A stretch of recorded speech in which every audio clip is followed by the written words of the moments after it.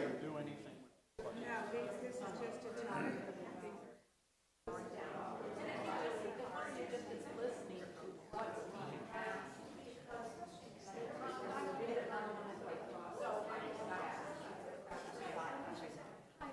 And do you want us,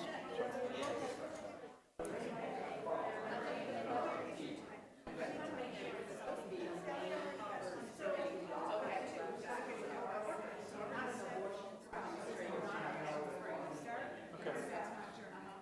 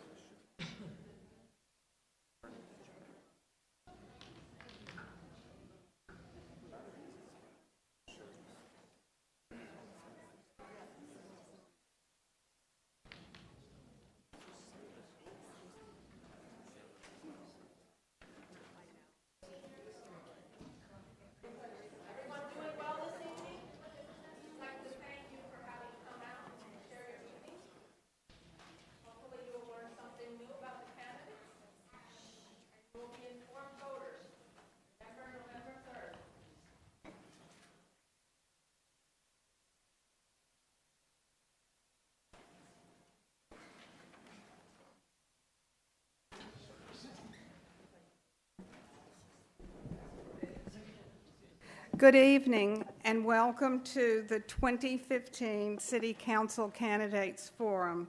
I'm Ellen Salisbury, president of the Falls Church League of Women Voters, which most of you know is a nonpartisan organization that's dedicated to encouraging informed citizen participation in government. Our league was created in 1951, and for 64 years we have been working to create a better community. For our November 3rd local election, we have 3 open seats on the City Council. That's what brings us here tonight. We hope this forum will help you make your decisions among the talented field of candidates sitting before us this evening. The League is very pleased to once again sponsor tonight's forum with the Falls Church Village Preservation and Improvement Society. And with me at the table is Mike Vulpes representing VPIS. On behalf of VPIS, Village Preservation Improvement Society, I want to second Ellen's welcome to all of you, whether you're here in the audience, whether you're watching on television, or whether you're watching this on a video replay at a later time. As most of you know, VPIS is a nonprofit citizen volunteer organization. We were first formed in 1885, and we promote and support the city's natural and community environment, historic structures and landmarks, and civic and cultural activities. Many of you are familiar with our summer concert program and our neighborhood tree program, but we've been doing this with the League of Women Voters for several years now. And like the League, VPIS does not endorse any political candidates. Both of our organizations believe that co-sponsorship of this forum is an important part of community service. Working tonight as timekeepers are Ruth Rogers and Sally Phillips. Sitting at the table below us are Ellen Gross and Dennis Szymanski. They will help organize the questions, and we'll all be assisting our forum moderator, Olga Hernandez. For those of you who have come to our forums in years past, you'll recognize and remember Olga Hernandez. We're very fortunate to have her with us this evening. Olga is past president of the League of Women Voters of Virginia, and in that role she oversaw 14 local leagues like ours here in Falls Church. She's also managed the state's organization study programs, voter service efforts, advocacy, publications, and events, and she's a resident of Fairfax County. So without any further ado, let's get started. Thank you, Ellen. Our goal tonight is to minimize rules and procedures and maximize time for the candidates to speak. Let me explain briefly how we will proceed. As you can see, the candidates are seated alphabetically on the dais behind me. We'll begin by giving the candidates 1.5 minutes each to introduce themselves and explain why they're running for council. We'll then ask each of the candidates to take 1 minute to address a question the League and VPIS find of critical importance to the city. Next, we'll ask each candidate to select by chance from this hat one of the questions that VPIS and the League have developed for individual responses. Again, candidates will have 1 minute to respond. We'll follow this round of questions with rounds of issues from you, the audience, with each question selected randomly by the candidates. We will then give each candidate 1 minute to rebut a response or to answer a question they did not receive but wish they had. We'll follow these responses with more rounds of audience questions selected from the hat.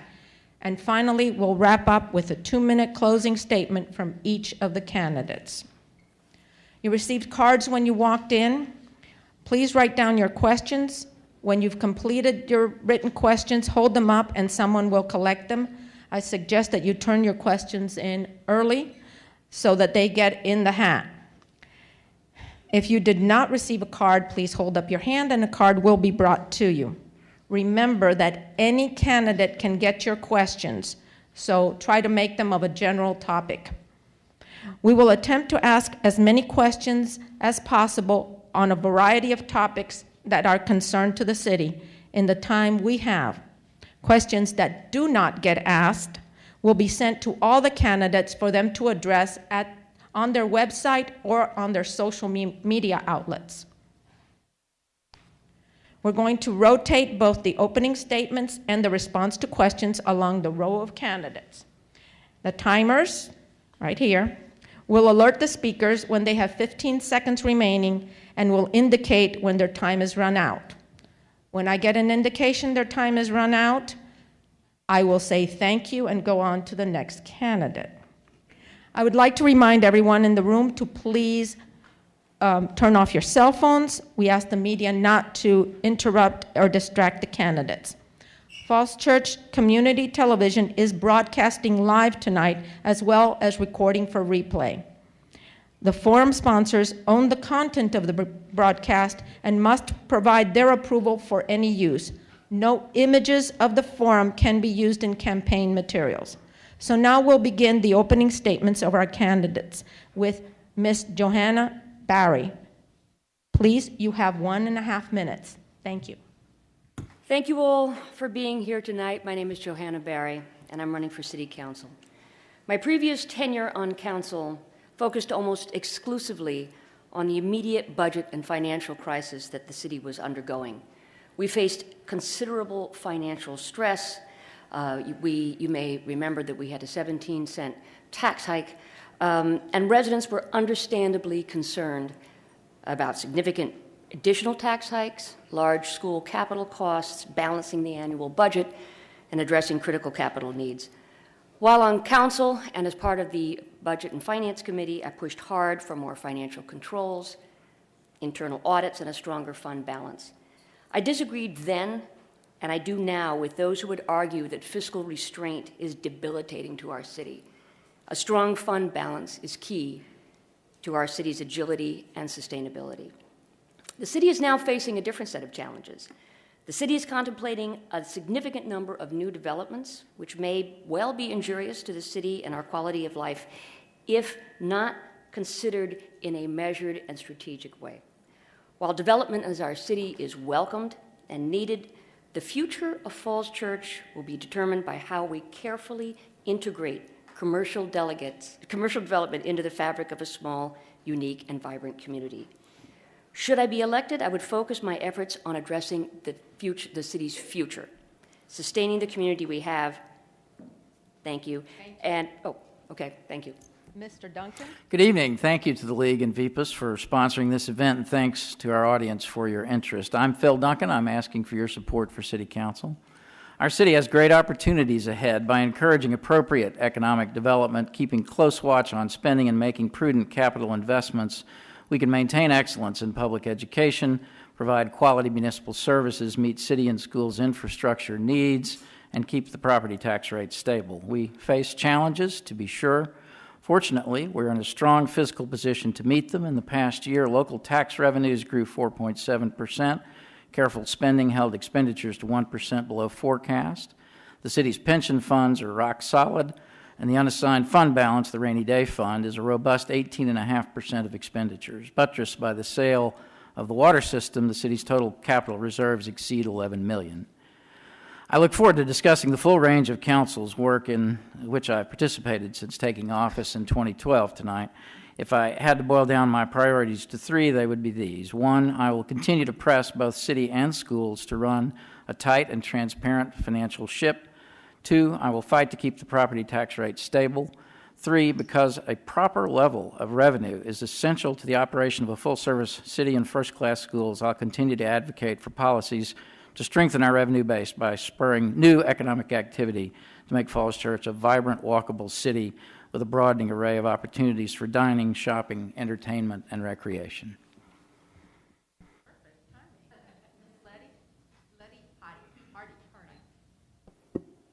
Good evening. My name is Letty Hardy. Thank you to the League and VPUS for hosting tonight's forum and everyone for coming out on a rainy night. As you can see, I am the only new first-time candidate running for City Council, and I'm also the only one with young kids. What I also bring is 11 years of business experience as a financial services and project management professional. One of the main reasons why I'm running, though, is to be a fresh, new voice representing all citizens in Falls Church City. During budget meetings this past spring, it was really disheartening to hear from the very same vocal view who offered a consistently doom and gloom view of what the city had ahead of us. And I didn't feel that was represented of Falls Church. That's not the Falls Church way. There are many of us who want to get involved and have our voices heard, but I know what most families with young kids are doing 7:30 on a weeknight. We're with our kids, we're putting them to bed, we're working, we're volunteering. And it usually does not involve city council.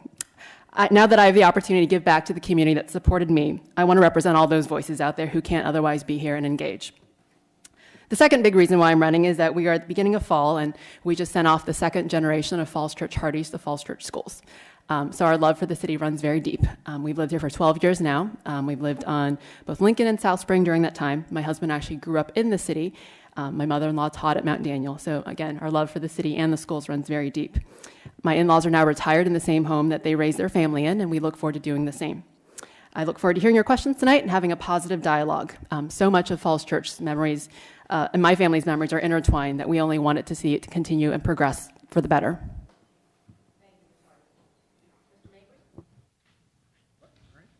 There we go.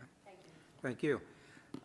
Tonight I wanted to speak to you more from my appreciation and affection for our little city before we get into some of the specifics about programs and costs and development. But after all the years that I've spent in the Congress and on the City Council as well as in business, I think that the numbers that are used and evaluated and massaged, you can argue into the wee hours of the night on some cost-benefit ratio. But we have something unique here in our small city in an ever-densing urban area. It seems like the council is, at least from the perspective from the outside, at least at this point, seem on a path to continue to dense the city with apartments and approval thereof. Projects have been approved or near approved will push the city toward a 30 to 40% increase in population in over the dozen years that we're dealing with.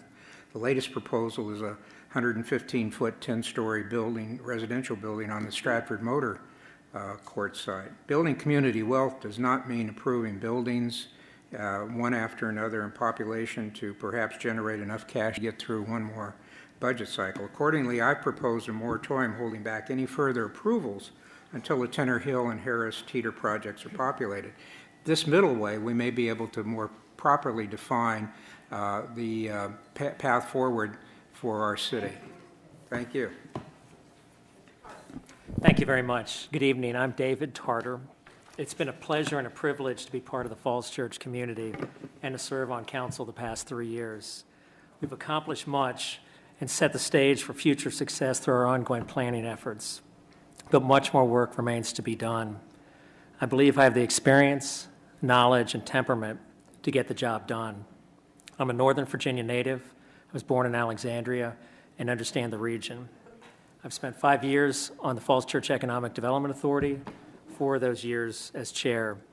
I believe I understand our local economy and our local businesses. I'm also a former interim city attorney. My day job, I've spent 20 years as a commercial real estate, it's not working, 20 years as a commercial real estate attorney and working on smart, well-managed growth, primarily in Arlington. I have 3 kids in the schools. I have a niece in the schools. My wife works in the schools, so I understand the importance of maintaining school excellence. I was endorsed actually earlier today by the Sierra Club in part for my knowledge of smart growth, and so that's something that I have a particular interest in. I appreciate your continued support. Thank you. Thank you to all your candidates and for introducing yourselves and telling us why you're running. We're now going to move to the Q&A section of the forum. The first question will be asked of all candidates, and they'll have 1 minute to respond. And we will start with Mr. Duncan. And the question for VPIS and the League is, what is the biggest challenge the city faces, and what one solution do you support to resolve it? Mr. Duncan. I think the biggest challenge is to try to retain the sense of community and closeness that we all enjoy and, that we all came here for as we evolve into the community that is going to be somewhat different than the community we have today. I think we're, in a region which is growing at a very rapid rate all around us. Seven Corners, Mosaic, Sam's Farm. We have got to be captains of our own destiny. We've got to have a strategy for retaining our sense of closeness at the same time that we develop a walkable and bikeable and short drivable environment in which we can shop and dine and entertain, because that's why we are all here. We like the small community, and yet we understand that the area around us is growing. Thank you, Mr. Duncan. Ms. Hardy, do you need me to read the question again? What is the biggest challenge the city faces, and what one solution do you support to resolve it? We spend so much time fighting about whether to accept change, whether to accept development, whether to build new apartments, that the data's shown that that's actually not where school growth comes from. The real issue that I think we have as a community is that we are at the brink of an affordability crisis, and that has real implications for the rest of our city. What I mean by that is we are pricing out economic diversity in the city. We're starting to be caught in this spiral of increased taxes, increased school enrollment. As taxes continue to rise, empty nesters who don't have a reason to stay anymore move out. And with our reputation of great schools, guess what happens? Families with kids move in. And any single-family home with at least one child in the school system is a net financial loss for the city. So as more families with kids move into those single-family neighborhoods, that further continues a spiral of rising school costs and needing to further raise taxes, which disproportionately affects homeowners, and so it continues. What I believe will help us make sure we break the cycle is a couple things. Help retirees stay. Make sure that we look at tax relief programs, increasing quality of life for all so that we have a vibrant, walkable neighborhood, give people a reason to stay beyond the schools. And third, we continue with smart economic development that diversifies our tax base. Thank you. Mr. Mabry, do you need the question read again? Yes. What is the biggest challenge the city faces, and what one solution do you support to resolve it? Well, the biggest problem for me that the city faces is maintaining its identity when you're producing 30 to 40% more in population, and at the same time not paying attention to quality of life issues. For example, the city's website shows that we have 63 acres of open space. If we increase the population 30 to 40%, there ought to be a corollary amount of open space and recreational opportunities for our citizens. That means if you want to use a quantification, that's an additional 20 acres for those additional 3,000 to 4,000 people. That's how you maintain the identity of a community, is to have it multifaceted, not one apartment project after another down Broad Street, turning it into, in effect, a brick and mortar canyon. Thank you. Thank you very much. Mr. Tarter? Sure, Do you need the question read again? Please. What is the biggest challenge the city faces, and what one solution do you support to resolve it? Well, I think the biggest challenge we're facing right now, and what you're hearing from a lot of the candidates on the dais here, is the challenge of balancing economic growth with preserving our identity and our small town feel. I think we're all here because it's a beautiful, wonderful place. We've got great schools, we've got a great community, small town feel, a place where you can walk and know most of the people in the audience in an event like this. And so that is, I think, our biggest challenge. We can't sit on laurels. We have to move forward. We have to continue to work on an economic development. I think the key aspect of that is involving the community through planning efforts, through community forums, through town halls and things like that, so that everyone has a buy-in to what we're doing and everyone has a chance to be heard.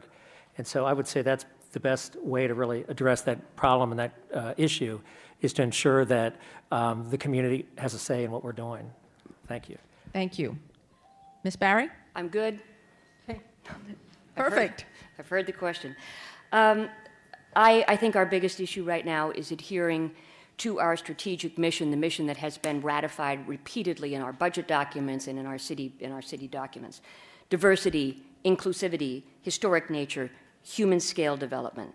And the answer is this, in my view: development has to be coherent, innovative, and thoughtful. I believe we need to change our current economic model, slow down mixed-use development until we fully understand the long-term impact on our city. Thank you. Thank you. Now we're going to ask our candidates to pick a question from the hat. They will pick the question. They will give me the question, and I will read it. Okay? So,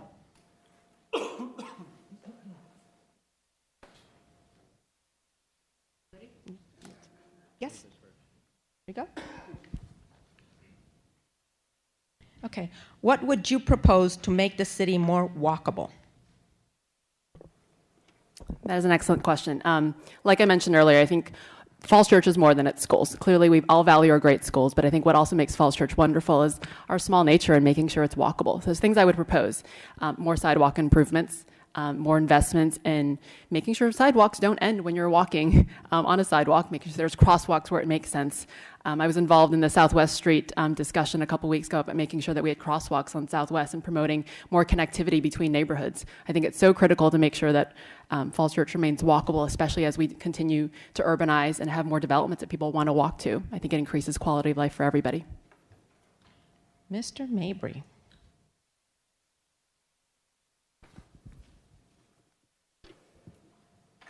What creative ways can you suggest to incorporate needed additional indoor or outdoor field space into development projects in the city? Well, when you only have 2.2 square miles and 63 acres of open space, that's a challenging proposition. But certainly in the context of development, instead of cheek to jowl, street to street development, one of the proffers should well be recreational facilities, additional open space for children and adults. The development paradigm can't just be generating as much cash as possible, because man does not live by bread alone. There has to be other opportunities for our children and for ourselves to use the city. So I think that would be one approach. That's got to be part of the request of the developers to provide that space. Thank you. Mr. Tarter? Draw your lot here. The recent and proposed development projects are supposed to attract young singles and downsizing seniors. Besides promoting smaller living spaces, what else would the city be doing to attract these two populations to fill our many apartments? Thank you. There are many things we can do. We heard about walkability. People who are young, they don't have cars, a lot of them. They want to be able to get around without hopping in a car. Making our city more walkable, more bikeable, more accessible to Metro are going to attract that demographic. It's just a different way of life, and it's a good way of life, and one that I'd like to promote in terms of getting around outside of cars. And so improving our sidewalks, crosswalks, even a second entrance to Metro, the East Falls Church Metro, which is a long-term proposition, but opening our city up to the metros, I think, will attract a different demographic, a younger demographic, who want to get out of their cars and want to be able to walk and bike through a city. Thank you. Ms. Barry, let me bring you a hat. Make sure you turn your mic on.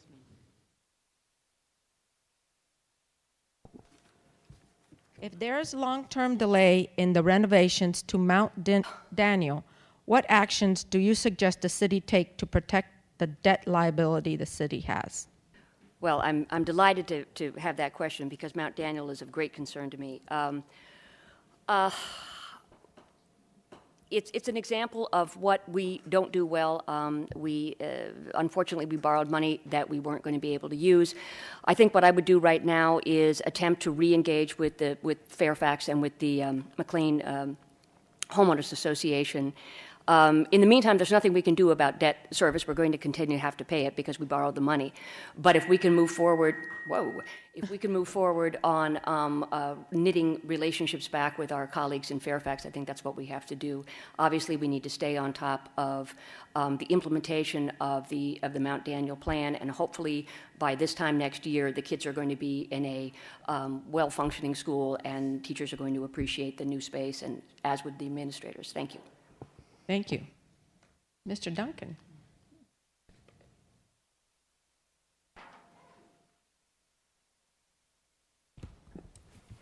What is your ideal vision for how the land parcel by WFC Metro will be developed? The Upper West Side land, I have to be a little careful of talking about the RFP process because if I'm reelected, I would be one of the people involved in choosing. But just generally speaking, I think that that land offers tremendous potential for us to build a world-class school with recreational space that will serve the entire community, both indoor and outdoor, economic development that would complement that academic use and that would help pay for a substantial portion of the school costs. I think the Upper West Side land of Falls Church 20 years from now could be a very significant producer of revenue and a great academic environment and a new kind of heart of our community on the edge of the city, accessible to Metro. Thank you. Now, Mr. Marbury? Mabry, sorry. I like Marbury.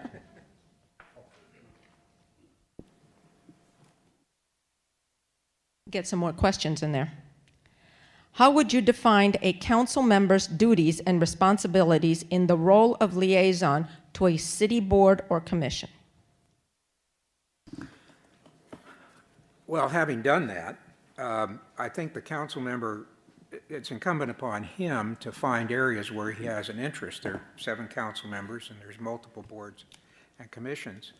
But it's a unique opportunity to, whatever board or commission that you choose, to intimately involve yourself in that operation and in that citizen's involvement and bring those issues, which are firsthand issues generated by citizens, to the council and to the city staff. I know that when I was liaison to the Historic Commission, there was great interest in forming a historic trail. And the Historic Commission and the council worked together, and the little signs that you see around town, those were really generated by the citizens, particularly Rick Turman, who was chairman of the Historic Commission at the time. So it's an opportunity to accomplish goals. Thank you. Mr. Tarter?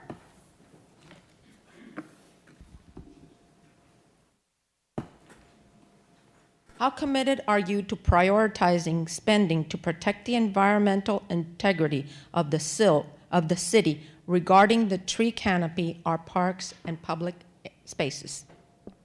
Well, it's a critical area for our city. We are, as we've heard, only 2.2 square miles, and so it's extremely important to maintain and enhance the open space that we have. And actually, in the past year or two, we've done that.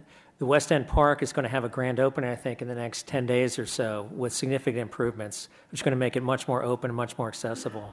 We've also the Howard Herman Stream Bed and Stream Co-Branch restoration have basically finished. And so it is a priority for me. It's been a priority for council, and I think we've got some exciting things that we're going to be delivering in the very near future. Thank you. Ms. Barry, we're back to you.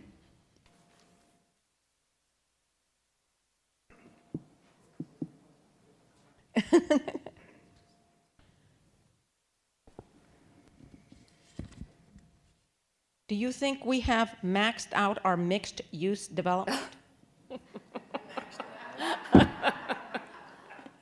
I think I'm somebody who who joins with some folks here on council that says that mixed-use development we need to take a time out. We probably have not maxed out our mixed-use development, but I would certainly like to see us rethink the impact of development. We are bringing in the next, I'd say in the next year or so, probably 1,500, 2,000 new people into the city. And it's not just a matter of kids in the school system, but it's what's the impact of all these folks? What's the impact of their cars, of their on stormwater, on at the library, on other city services? I think we just need a moment to reflect on the exciting development we have now, and then plan rationally into the future. Thank you. Mr. Duncan?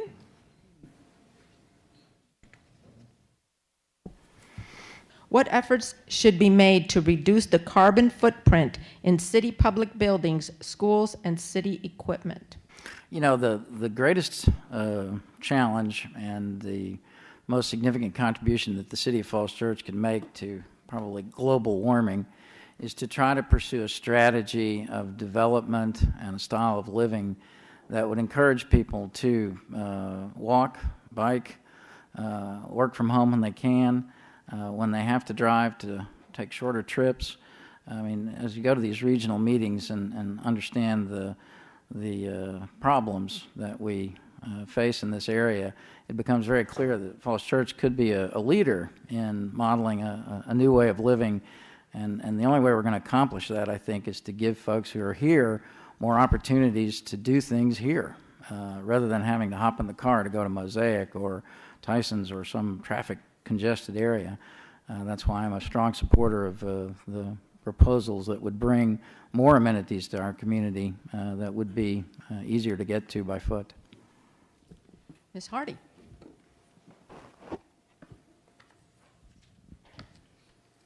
In 5 words, please itemize your priorities and order of importance. 1, most important. 5, also important. So I'm supposed to list out my priorities? Mm-hmm. So if elected to council, my priorities, most important, will be fostering strategic and responsible economic development for the sake of keeping taxes low, funding our schools, and giving our residents more choices. Second most important, I think, is increasing transparency in decision-making and broadening participation so that more voices are heard and represented in our city government. Third, making investments in infrastructure that make Falls Church a great place to live for everyone. I feel like we've had to put a lot of those on the back burner in recent years, and I'd love to see that come to the forefront again. Thank you. We're going to start round 3 of pulled out questions. Okay. Mr. Mabry.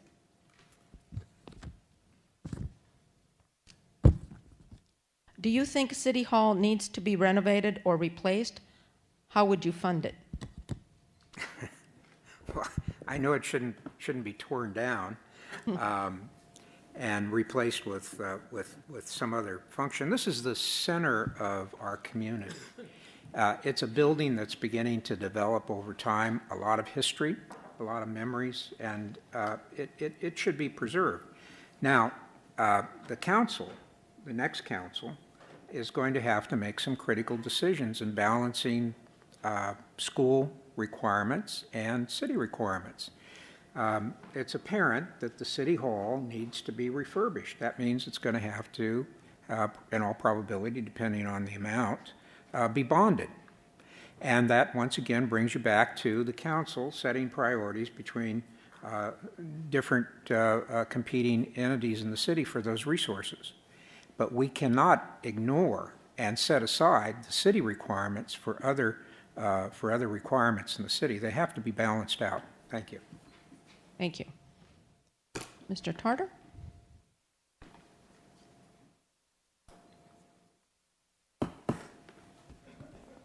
How can we deal with the increased traffic on Broad Street? Well, it's a tough question because most of the traffic on Broad Street comes from other places. It's not generated from Falls Church. It comes from Tyson's Corners, Bailey's Crossroads, and other places. So it is a challenge to do that. I mean, what we can do is try to get people out of cars and into mass transit. We have 2 metro stations on either end of our city. They're being underutilized, particularly the West Falls Church Metro since the Silver Line's come in. We need to find ways to get people out of their cars and into metro, biking, and other alternative forms of transportation. There are regional solutions to some of these problems that we are working on now, such as the possibility of bus rapid transit up Route 7.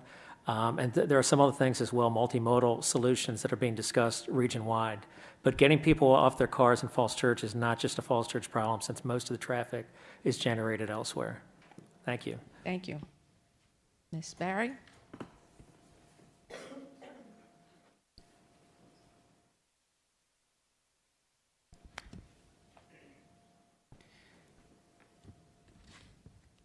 What is your position on affordable housing and how is it best achieved? I'm delighted you asked me about affordable housing because I wanted to refer to the earlier question about attracting millennials. Being the mother of 2 millennials, they can't afford to live here. You know, $1,500, $2,000 for an apartment, that's millennials can't do that. And as for seniors on a budget, that's absolutely impossible.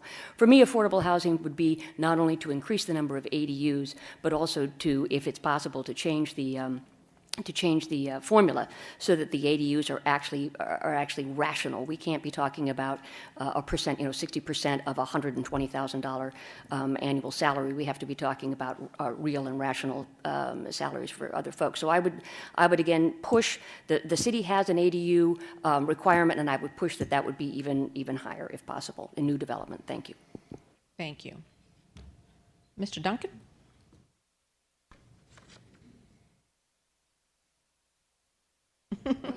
Somebody wrote a dissertation. In the last 2 or so years, the City Council has approved or is in the process of possibly approving well over 1,000 new rental apartments in our city. This could result in a ratio of renters to homeowners to be almost 50-50 when the national average of homeownership is currently 64%. What do you think of this dynamic?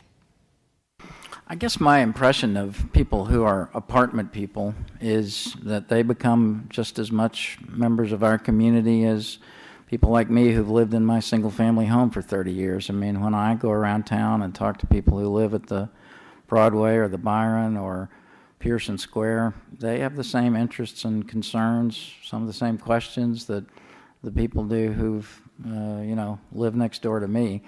I guess I don't have some fear of, apartment folks changing the nature of our city. To the contrary, I find that those people are sometimes the ones who are most appreciative of the amenities that we're providing in the way of restaurants and dining and entertainment and parks to which you can walk, because, that's the lifestyle that they choose to lead. I think they can become, a great asset to our community. Thank you. Ms. Hardy?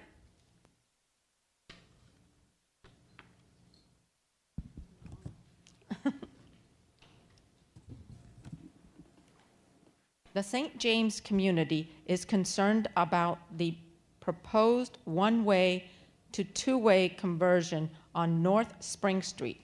Studies have shown one-way streets are far safer for pedestrians. Our kids, which access Sung Street every day. If elected, how would you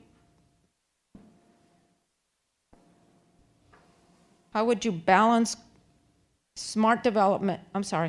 If elected, how would you balance smart development against pedestrian safety on Spring Street? So I live on Spring myself, so this is actually very familiar to me. I actually don't think it's an either or. I think you can actually have smart development and have pedestrian safety. I think you do that with thoughtful planning. So I think on Spring Street in particular, I personally also have concerns about converting it to one-way. I actually have not looked into the data on whether it's absolutely necessary to convert it to two-way, but I want to make sure we bring in city staff and other expert opinion on whether that really is critical for changing traffic patterns with potential development on the way. So I think the first thing is we would need to get expert opinions, bring in more data. Second, I think, is, like I said, it's not mutually exclusive. I think if thoughtful planning, you can actually have pedestrian-friendly neighborhood that goes along with smart development. Mr. Mabry.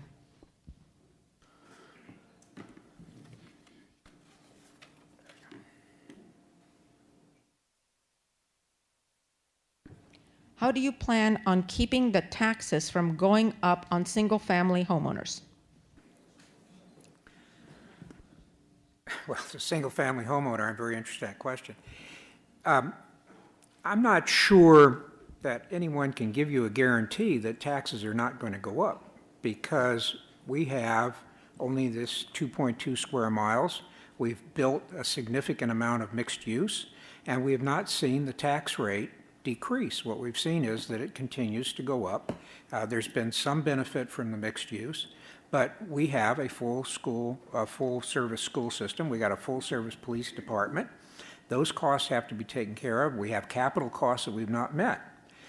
What has to be done is that the council must really begin to make decisions with regard to what criteria that it's going to use for tax increases. Important is deduplicating services between the city side and the school side and get some economies of scale.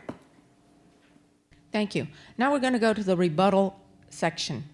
So if there's any subject that was asked that you want to respond to, Mr. Tarter, you get your chance at it. Yeah, I tell you, I'm not sure there's really any rebuttal necessarily I need to do. I might want to expand on my answer about attracting millennials. I think this really applies to frankly, the whole community, which is creating a vibrant downtown.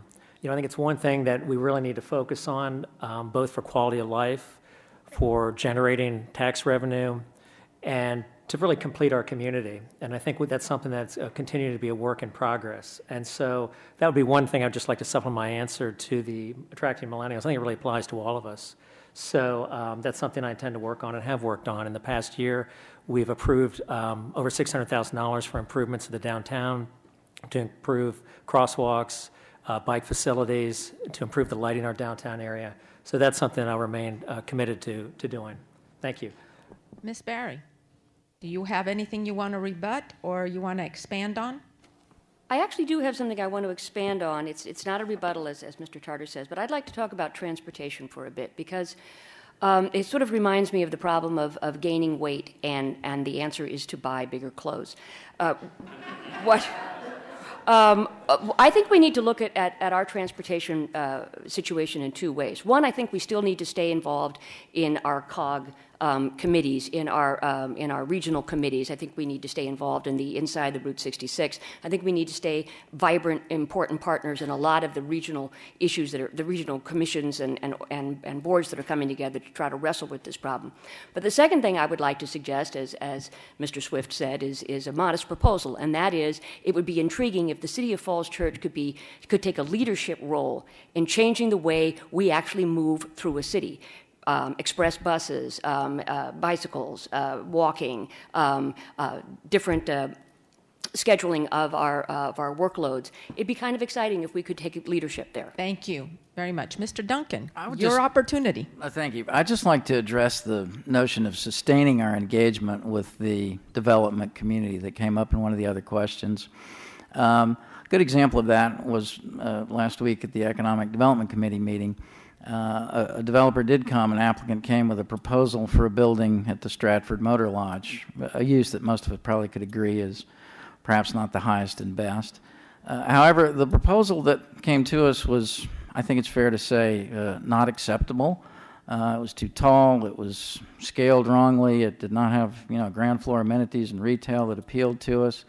The developer got a very candid, cordial assessment and was basically told, no, come back when this thing is something more like what Falls Church wants.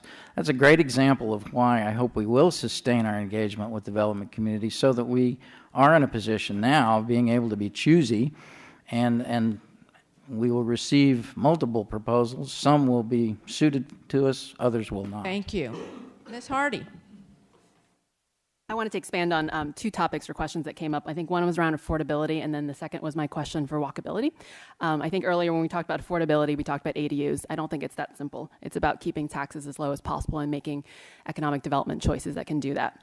On the walkability point, besides the infrastructure improvements I talked about to increase kind of pedestrian facilities, I think we also need to think about smart development and kind of the concept of live, work, and play communities. We've invested a lot in kind of the live component. I think there's a lot more to do in the work and play. Making sure that we have more local options and choices that people can walk to is just as important as making sure we have sidewalks and crosswalks for people to get there.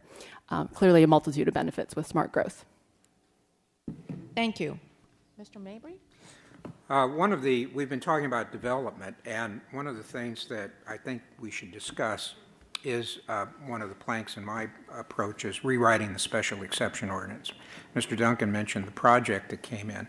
At the end of the day, having been there when the special exception ordinance was written, it's a very loosely defined document, and the council really makes a decision based on the judgment of 4 majority members.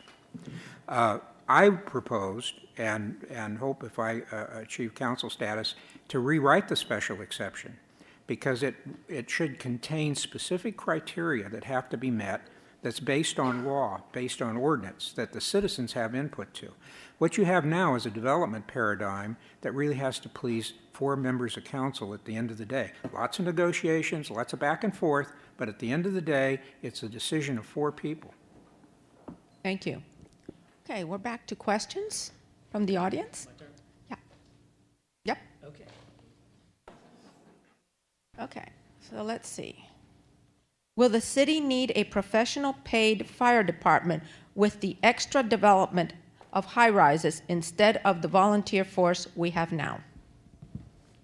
I don't think so. Right now, we actually have a volunteer service, and we also share professional services with Arlington County. So it's a hybrid, and that model works. It's a sharing of services that we can't efficiently provide ourselves, and that we pay for our neighbors to help us with. And so we do sharing and court services with Arlington, fire department, health services of Fairfax County. It's a model that works. So I don't anticipate we'll need more. We'll be unable to achieve that. Arlington has sufficient fire services, and there's also a mutual aid for all the localities around here. So I believe that our services will be entirely adequate going forward. Thank you. Ms. Barry?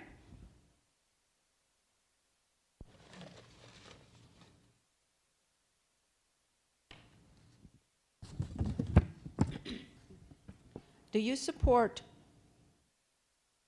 using 10 acres of the land obtained from the sale of the water system for commercial development rather than using it for public purpose? And if yes, do you support the lack of the land being used for commercial development? Why? I'm happy to talk about the what I would call the West Falls Church development, the George Mason development. But I'm actually not prepared to talk about, what color the curtains are when we make a decision about who's going to do what. I think there are 2 major issues that we have to discuss before we talk about any of use of any of that land. One is process, one is criteria. Process, I am deeply unhappy that the council has chosen to use for an RFP what's called a PPP, a public-private partnership, because it absolutely it destroys any ability for any. It destroys our ability to understand what's going on in the negotiations. They're absolutely blacked out. The second is criteria. Anything we do in that area, and it is a transformational opportunity for the city, must be fully understood by all residents and must maximize livability over financial gain. Thank you. Mr. Duncan? Oops, sorry.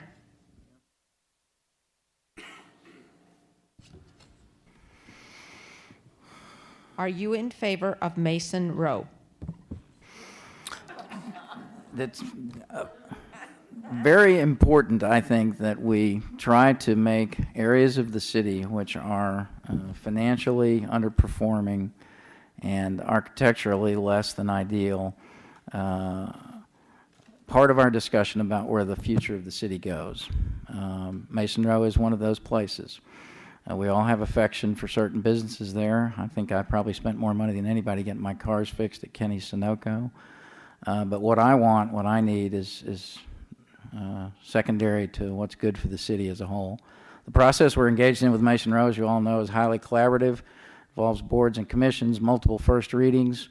I don't think there will ever be a project that will be as heavily vetted as this one, and I support that process, and I look forward to the outcome of it when the information comes to council, I guess sometime in the middle of November. I think we'll have a good project that is worth being looked at. Whether it'll support, whether it'll be approved yet or not, I don't know. Ms. Hardy?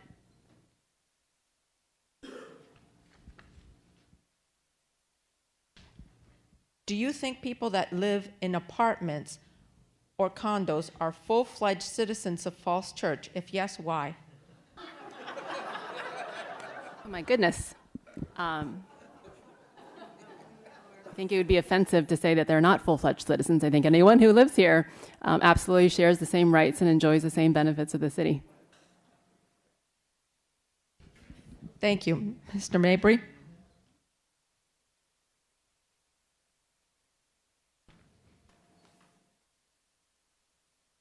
Why are parking and traffic flows changes being proposed before development is underway? Doesn't it make more sense to do a legitimate traffic study when development is complete so that you have a real data to make real smart decisions? Well, I suspect that the writer of that is concerned about what's occurring at St. James. I think and I'll represent what I understand their views are, meaning a group of parents of children at St. James as well as parishioners. They're concerned that their situation is being radically changed, at least the proposal is to change it, for the specific purpose of unloading traffic that will be coming out of Mason Row. And that this process was started with that in mind. It's part of an economic development paradigm. And they do not feel that they're being heard, that there's already negotiations going on. If they'll give up this, the city will do that. Now, that's what's been represented to me. So there is deep concern out there about them being treated fairly. Thank you. Mr. Tarter? Your turn again.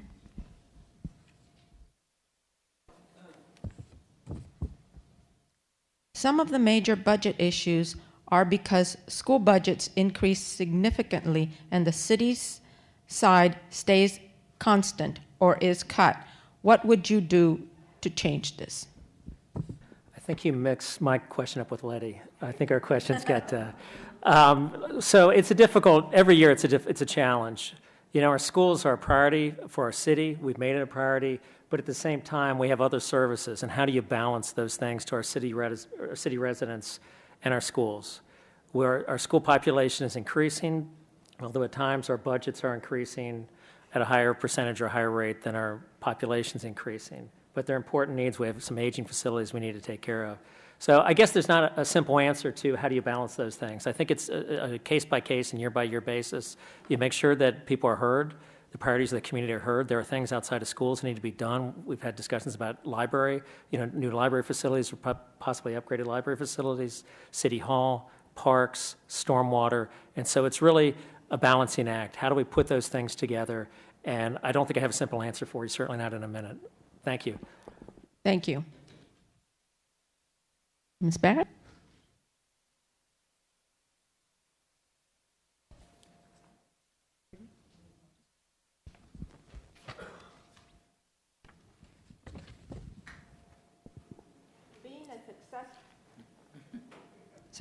Being a successful council member requires the ability to keep an open mind on issues, no matter what the issue. How have you shown open-mindedness and ability to compromise? Well, I was on council, as you know, from 2010 to 2013, and we faced a number of issues, some of which I had a strong understanding about and some of which I didn't. And my job really was to listen, because when I don't understand something, I ask questions. I simply can't assume.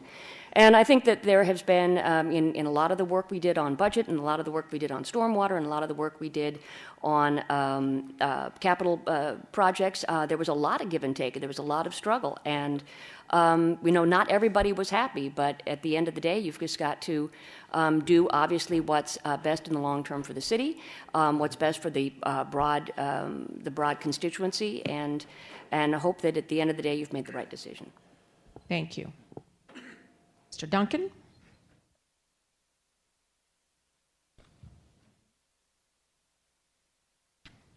What proffers will you seek from developers for green space, arts organizations, and other projects valued by the community? That points out one of the advantages to attracting new development is that we do have an opportunity to engage with the private sector to help us meet needs that it's difficult for the taxpayers to shoulder, whether it's the arts or schools or parks or affordable housing.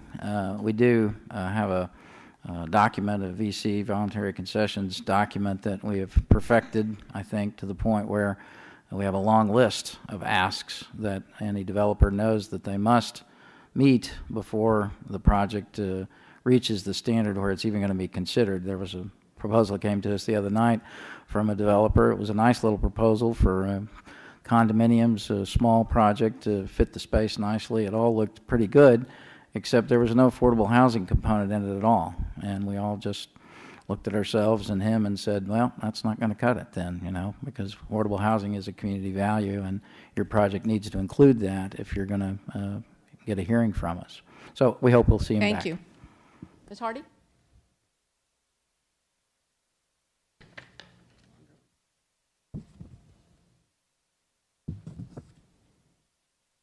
The Economic Development Office publishes a net positive revenue stream for all MUD development.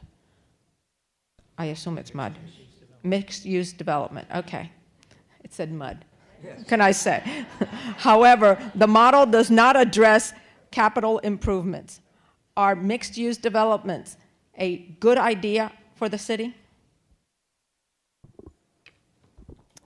So the last 6 mixed-use developments have actually generated $2.8 million in net revenue, and what net means is that that's after discounting the cost of schools and other services. So they have actually generated revenue for us. That is the equivalent to 8 to 9 cents on the property tax rate. So had we not done these in the past 6 years, our property tax rate would be closer to $1.40, which I know we are all very concerned about. That said, I think there are some gaps with the fiscal model. It is a fiscal model, not an economic model. So what it doesn't take into account are things like capital costs. But where we take care of that on the city side is through proffer negotiation.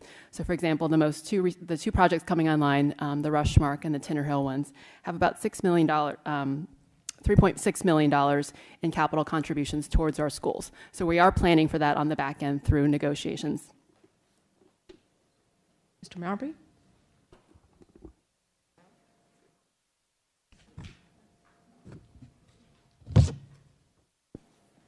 There is a lot of issues around trust and transparency. Do you support the city and school board engaging in a Public-private partnership. IG or auditor at least periodically? Yes, absolutely. Arlington is moving in that direction, as I think Fairfax County is. I had anticipated the question was the public-private partnership. And I think that goes also to the issue of credibility and transparency. Both of those, one on the one side and one on the other, have to be addressed. I think the public-private partnership procurement process for the school building and development up there keeps away, as has been mentioned on the council, on the dais, away from the citizens the details of the financial arrangements between the city and schools and the developer. If the Inspector General, whatever you want to call it, the internal auditor was on board, we would have more of a vision of what was occurring. But the PPP regime has a lot of limitations and a lot of secrecy. Thank you. Mr. Tarter?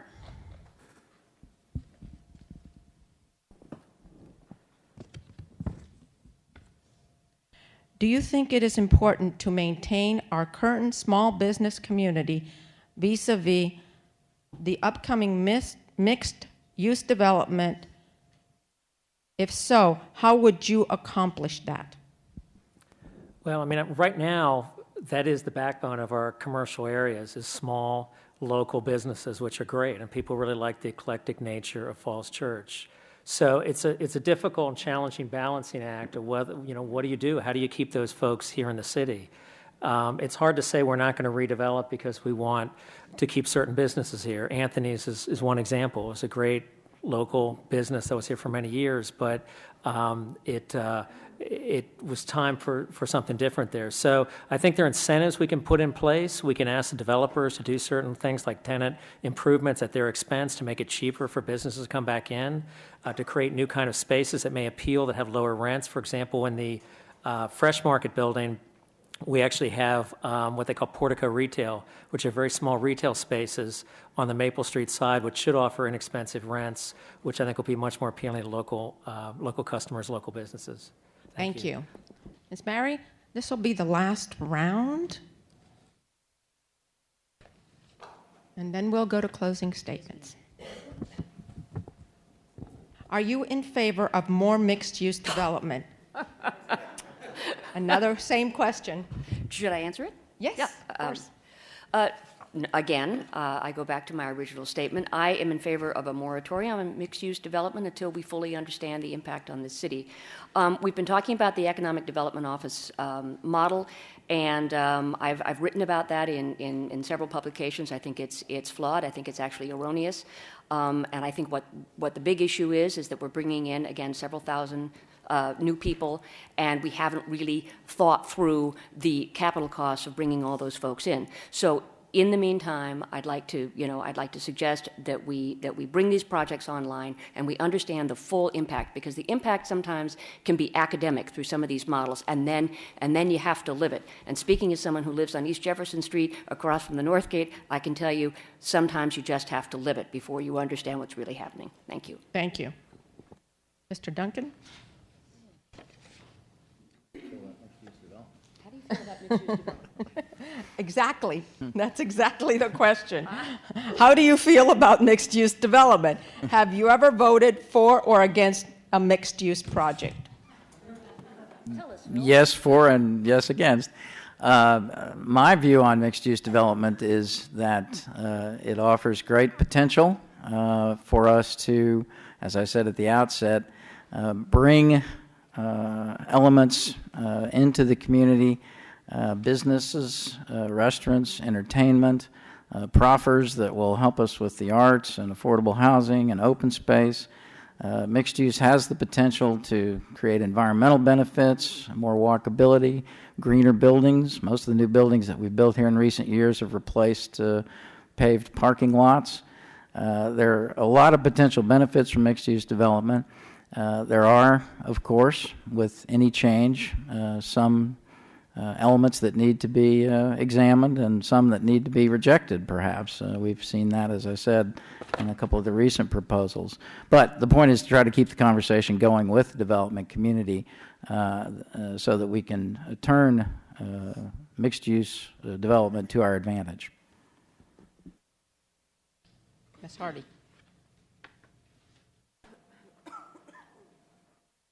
Do you support continuing to maintain 18% rainy day fund, and why? I believe the current, the latest report from our CFO was it's actually 18.5%, and I believe our policy is actually between 12 to 17%, so I believe there's room actually to be a little less conservative and actually go back down to our range and be able to give some money back to taxpayers. Thank you. Mr. Mabry?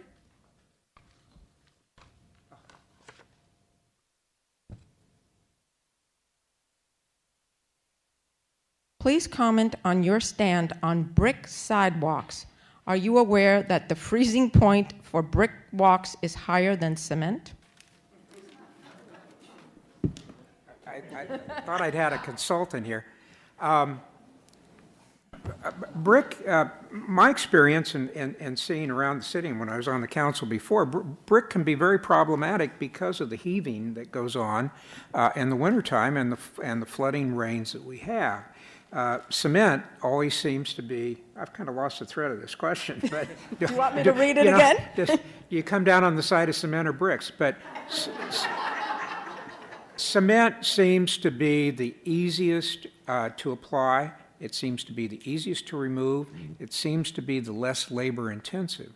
And I think cement sidewalks and walkways are favored and probably the most utilitarian. Thank you. Okay, and you're going to get the last draw.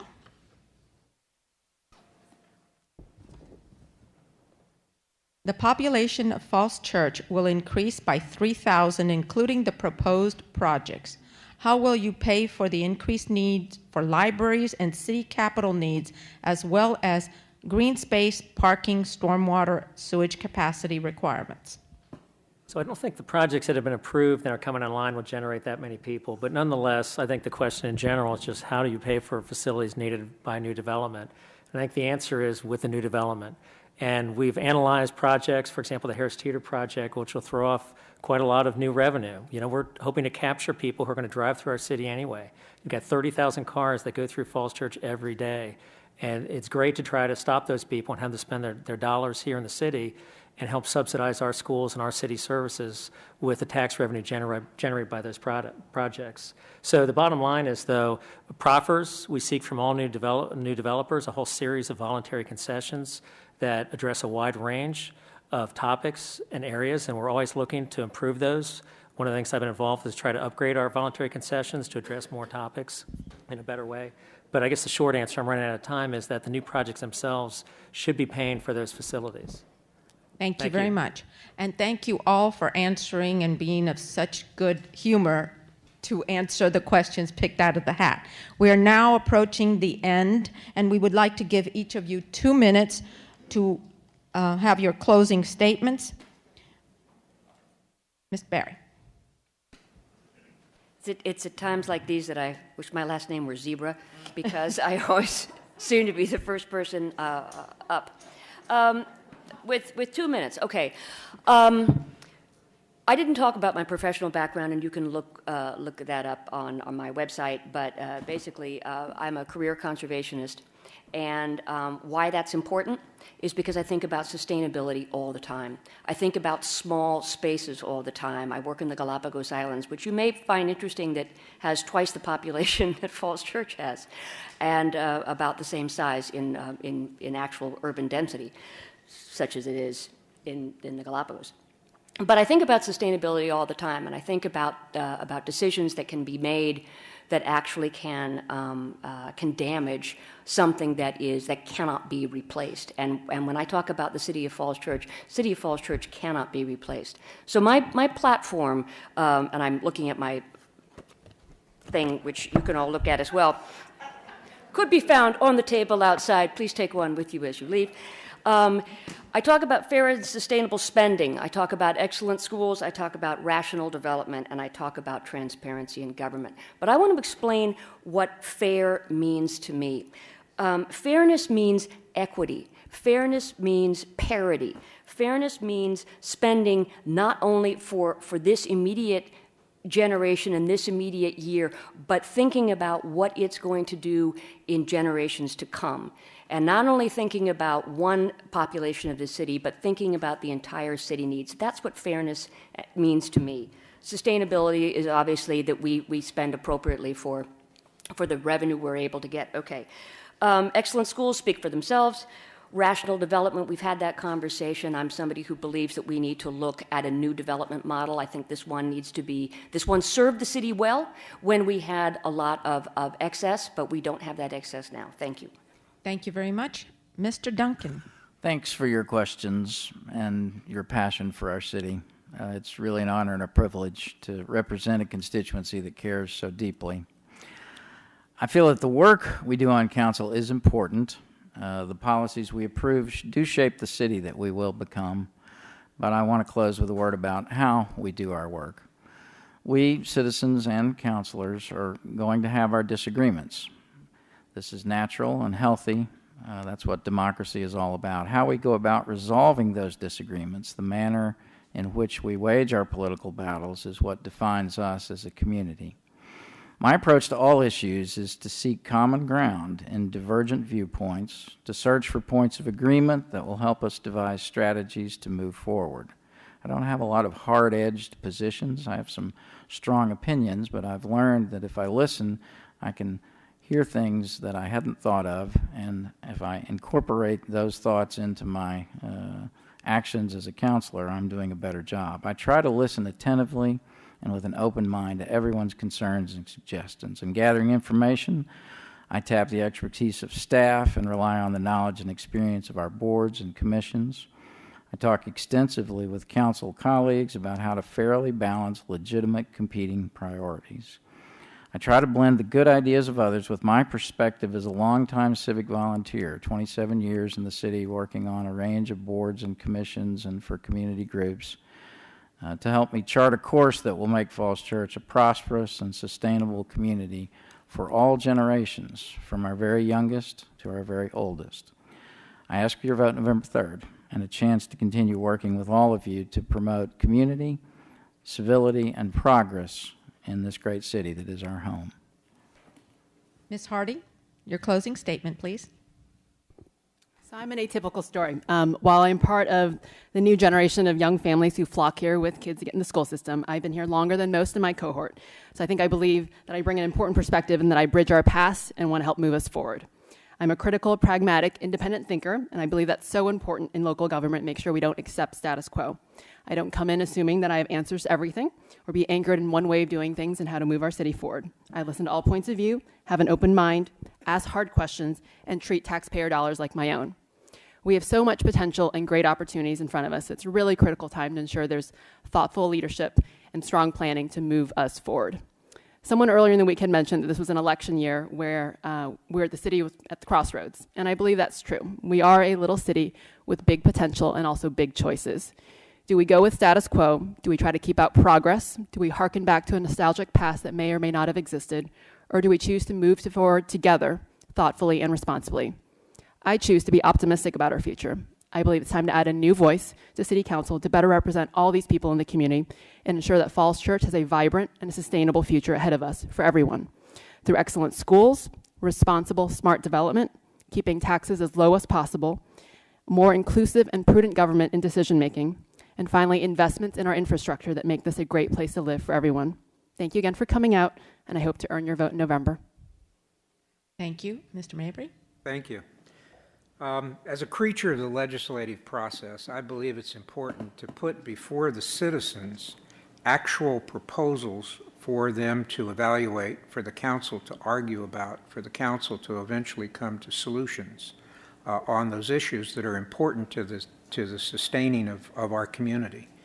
And in my platform, I have three elements. One is to rewrite the special exception ordinance so that it is more specific, that when we use it to modify projects that are submitted that do not comport with the zoning law, that there is specificity in it so that we know what we're going to get, the citizens will know what we're going to get.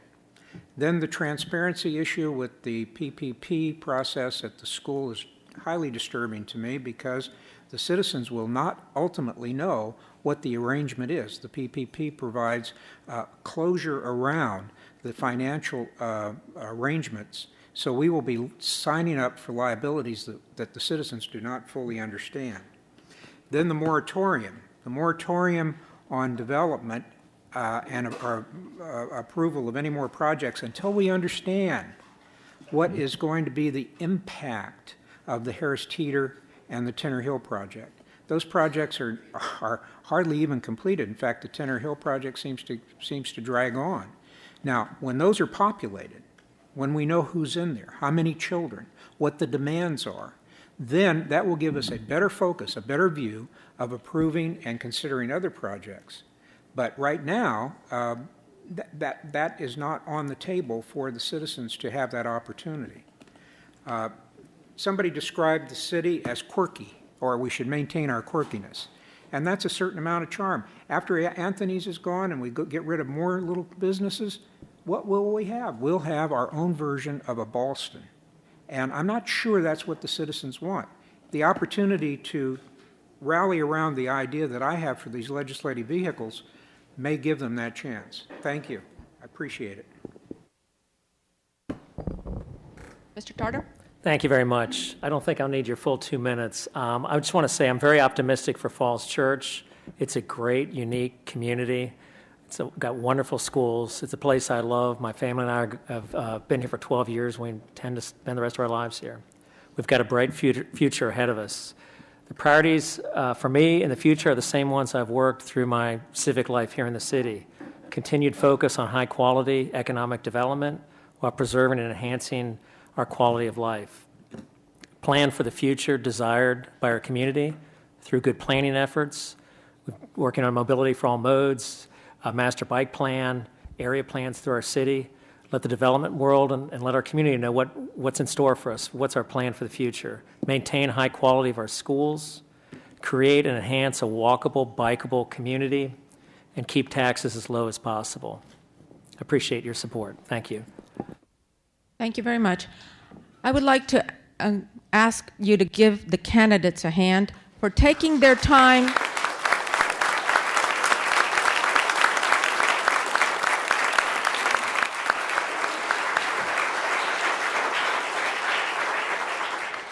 None of these folks do it for the pay. They do it because they love the community.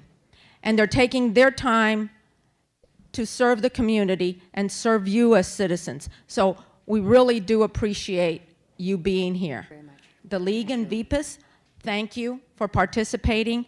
And we thank the audience for taking the time to listen. This will be replayed on the television so that you can listen again to some of the answers. The questions, we have piles of questions that were not asked, okay? They will all be given to the candidates so that they can address them on their websites or their social media. And that's important because there's no way that we have all the time in the world, and we want to make sure that all these things get addressed. Again, we thank you. We thank all the volunteers and organizers who put this together from the League, from VPIS, so that we can have this type of civic engagement and we can really be informed voters. And I thank you for caring enough. This November will be a big election in Virginia, where in many communities, everybody's up. The General Assembly, the Soil and Water Conservation, and everybody else is on the ballot. Unfortunately, this is the year that most people don't show up. Please make sure you get the message to your family and friends that it's important. These people are the ones that set your taxes, your school policies are set. And so it's very important that government is properly funded, and you need to pay attention to it. Again, the General Assembly and many other constitutional offices are up for election. October 13th is the deadline for registration, and we encourage you to please check your registration information so you are ready to vote. We have a big election this year. We will have a bigger election next year, which is a presidential where everybody votes. Upwards of 70, 80%. Especially Falls Church always has a very good turnout, if not the highest in the state. So we just need to make sure that everybody's prepared for the election of this year, the primary March 1st, and the presidential next November. Again, I thank all of you, and thank you for the opportunity to moderate your forum. Thank you, Olga. Good night.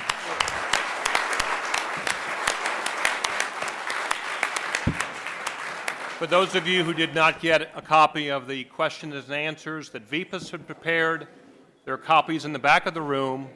Also, it's on our website, vpis.org.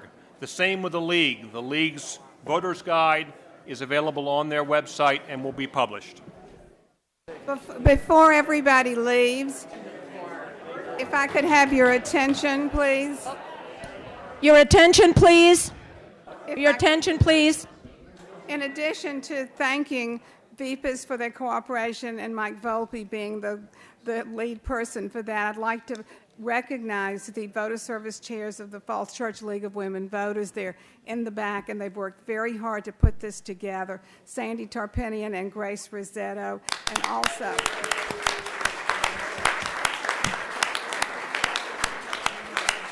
and thanks again to Olga Hernandez for pulling this off. Thank you, you very Olga. much. The League's voter guide is being posted on vote411.org. There's a link to it from the League website. Do it again next week. Yeah, you already say. That was a riot.